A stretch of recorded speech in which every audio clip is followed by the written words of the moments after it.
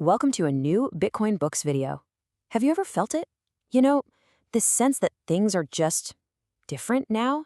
That our politics are more divided than ever, our institutions feel like they're crumbling, and there's just this feeling of anxiety hanging in the air. It's a pretty common feeling, right? But what if it's not just a feeling? What if it's all part of a predictable, reoccurring pattern in history? You've probably heard that famous Mark Twain quote.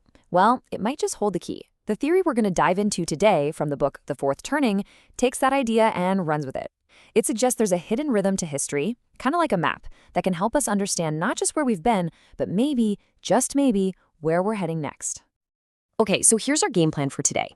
First, we're going to unpack this whole idea of historical cycles. Then we'll get into the 4 seasons that make up these cycles. After that, we'll look at what really drives it all, the generations. And then we'll get practical and apply it to our own recent past, and see what the theory predicts is just around the corner. All right, first things first, we need to challenge a huge assumption that most of us just take for granted. Is history really a straight line, always getting better, or is it something else entirely? You see, in the modern world, we're pretty much raised on this idea of linear time, the belief in constant progress, that things are always moving forward. But the Fourth Turning makes a fascinating argument. The ancients were actually closer to the truth. They saw time as a circle, like the seasons of the year. Not a straight line going up and up, but a cycle of growth, maturity, decay, and then rebirth. This totally flips the script on how we see history. It's not just one random event after another. It follows a predictable, repeating rhythm. So how do you measure this historical rhythm? Well, the core unit of time here is a concept called a saeculum. It's an old Latin word, and it basically means a long human life. Think of it as a natural century, usually about 80 to 100 years long. The big idea is that within each one of these saeculums, society goes through one full cycle, one complete turn of the wheel, experiencing all 4 seasons of history, from a confident spring all the way to a chaotic winter. Okay, so what exactly are these 4 seasons? The theory calls them turnings. And each one is its own distinct era, lasting about 20 years or so, with its own unique societal mood, its own collective vibe, that shapes absolutely everything from our politics to our culture. This table right here, this is the heart of the whole theory. Let's walk through it. Everything kicks off with a first turning, called a high. This is history's springtime. It's a post-crisis world where everyone's confident, institutions are strong, and we're all about collective progress. Think of America right after World War II. Then we get the second turning, an awakening. This is society's summer, a really passionate time of rebellion against the old order, focused on new values and spiritual discovery. Next, we hit the third turning, an unraveling. This is autumn. Individualism is king, nobody trusts institutions, and the general mood is just anxiety and decay. Sound familiar? And finally, the whole cycle climaxes with a fourth turning, a crisis. This is winter, a time of massive upheaval and danger that just destroys the old, rotting system, and through that struggle forges something totally new, which starts the whole cycle all over again with a new high. So you might be wondering, what's actually turning this wheel? Is it just fate? The theory says, no way. The engine of history is the predictable life cycle of generations. History shapes the generations, and then, in turn, the generations shape history. Now, this seems pretty obvious, right? Every single generation moves through these same 4 phases of life. But here's the absolute kicker. The historical season you're born into shapes your generation's core personality for life. So as an entire generation ages, from kids to young adults, to the people in charge, and finally to the elders, their collective social role changes. And it's this predictable shift that just methodically moves society from one turning to the next. So let's meet the 4 recurring character types, the archetypes. First up is the prophet. These are the kids born during that comfortable post-crisis high. They grow up principled, maybe a little indulged. But as young adults, they look around and find the world spiritually bankrupt. So they launch an awakening. The baby boomers in the 1960s are the textbook example.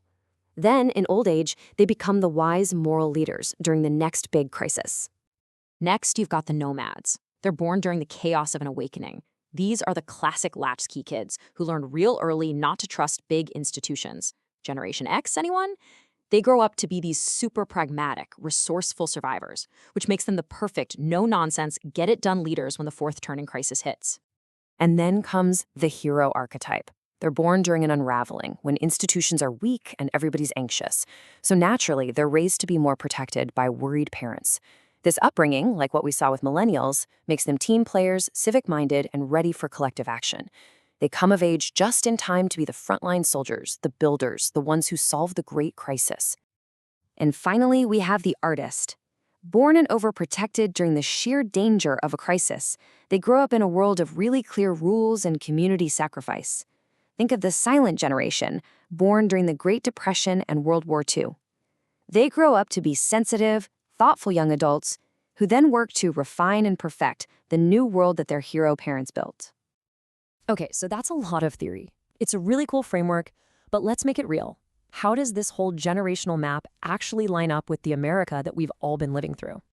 This timeline really just lays it all out.